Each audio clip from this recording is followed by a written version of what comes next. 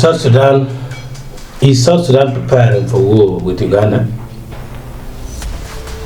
Well, in the heart of East Africa, where borders blur between ethnic communities and sovereign states, the question of war is never asked lightly.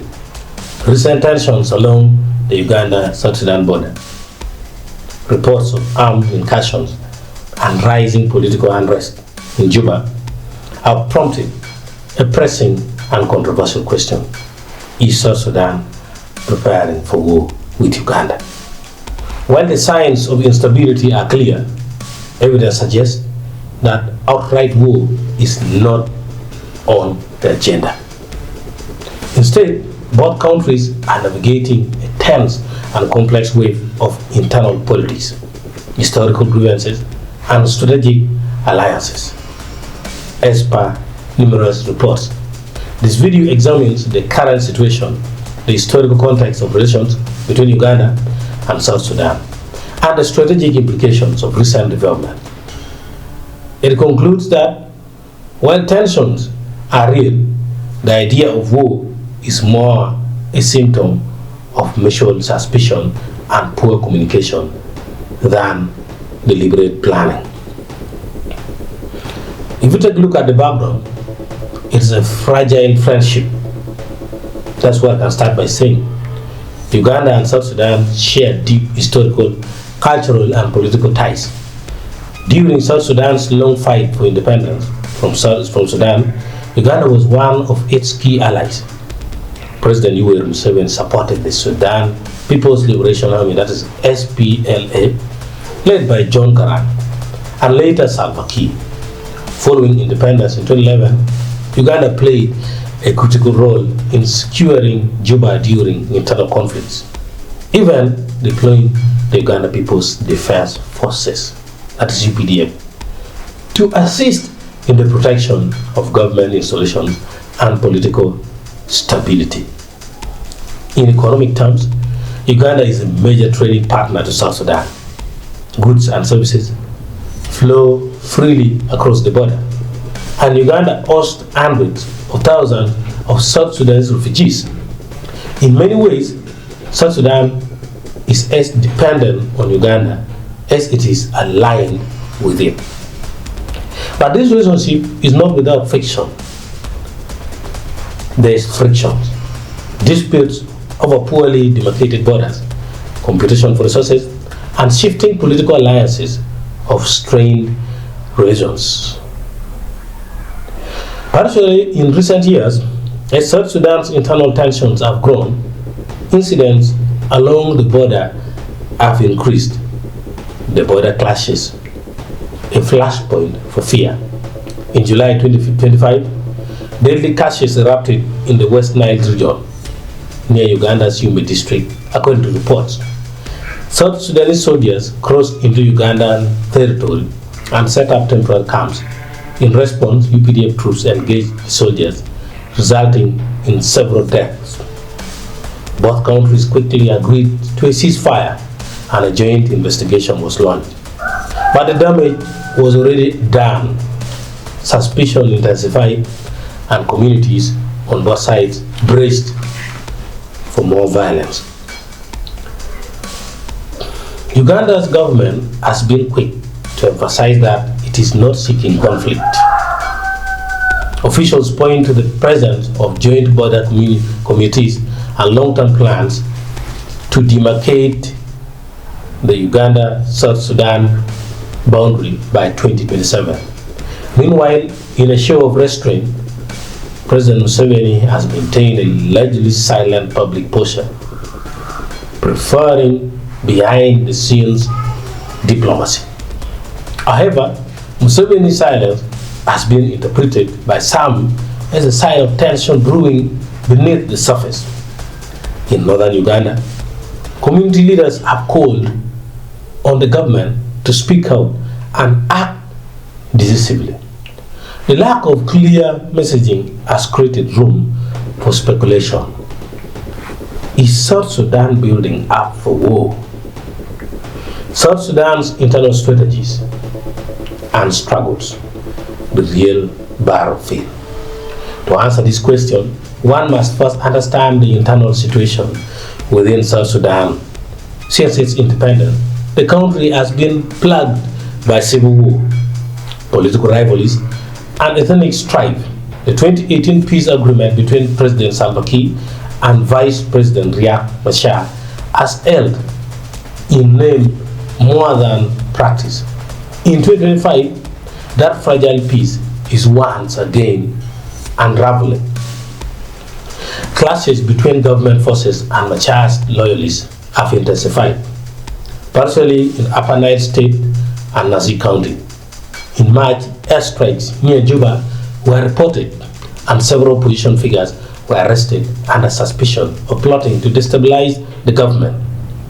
Elections, initially scheduled for 2024, have now been postponed to December 2026, and that cannot make the opposition happy and sit on the sideline and watch. Rather than preparing for a war with Uganda, South Sudan is likely preparing for internal conflict. The build-up of troops, the purchase of new arms, and the tightening of national security are all responses to domestic insecurity. In fact, it is this very instability that worries Uganda and has prompted its recent military maneuvers. Uganda's military moves, is it a defensive posture? In response to escalating crises in South Sudan, Uganda has deployed special forces into South Sudanese territory. Operation Minzi wa Kimya, Swahili for guardian of silence. That's why we are keen about the silence of the president. Was launched in March 2025 to protect South Sudan's fragile government and prevent its ability from spreading across the border. While this deployment was officially at the request of the South Sudan government, it raised eyebrows both domestically and abroad. Some critics argue that Uganda is overstepping its mandate and risking entanglement in foreign civil war. Others point to Major General Moses Kainerugaba,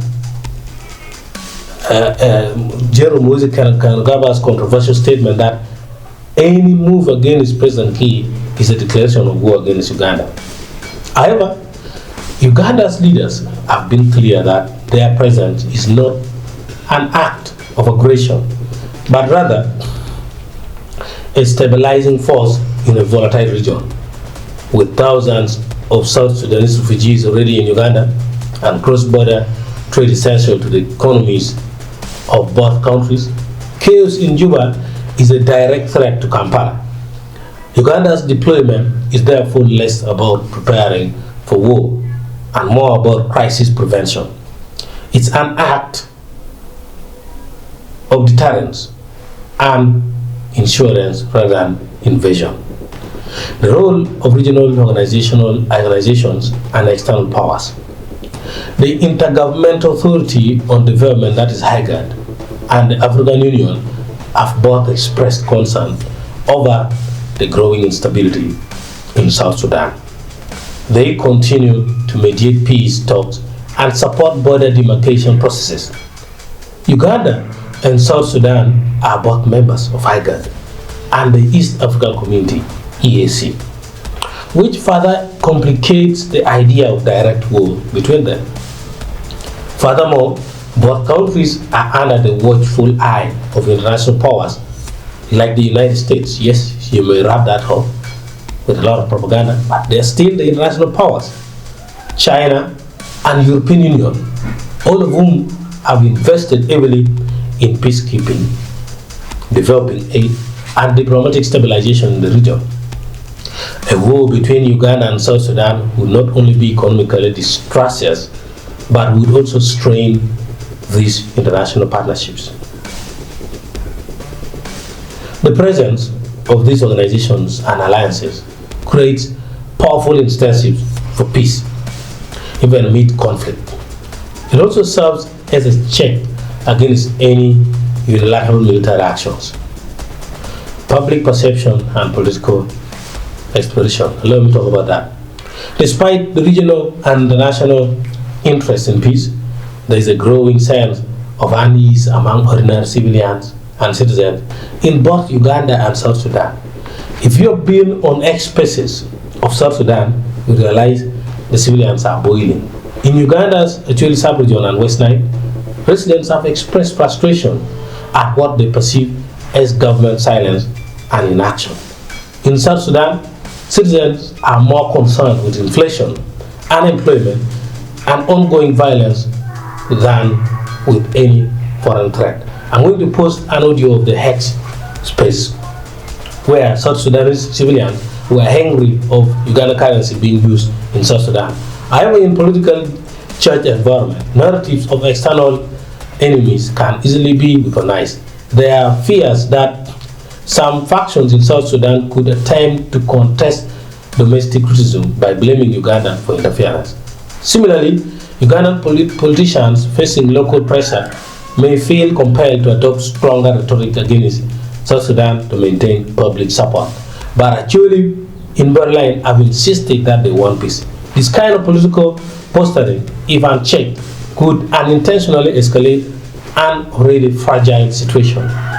It's essential that dialogue and transparency prevail over rumor and reaction. In conclusion, conflict is a risk, not a strategy. So, is South Sudan preparing for war with Uganda? The short answer is no. The long answer is more nuanced. South Sudan is in the throes of potential civil war. Its military buildup, arrest of opposition figures, suspensions of elections, suspension of blocking social media, and appeals for regional support are aimed at consolidating internal control, not waging war with neighbors. Uganda's troop deployment and political silence are driven by the need to maintain regional stability and prevent the spillover of violence. That said, the danger lies in misunderstanding, provocation, and miscalculation. Border incidents, poorly communicated troop movement, or inflammatory political statement could ignite tensions unintentionally. The presence of regional bodies like IGAD and the African Union offers hope, but only if diplomatic channels remain open and active. For now, war between Uganda and South Sudan is not imminent, but without careful diplomacy and trust building, it remains a latent risk. In a region where history casts a long shadow, peace must be continually earned, not assumed. The future of Uganda-South Sudan relations will depend not just on political leaders and military commanders, but also on the voices of the people, the integrity of the institutions, and the commitment to a shared regional future. To a people like me who say peace is the only way. It's a future worth safeguarding through dialogue, not through war.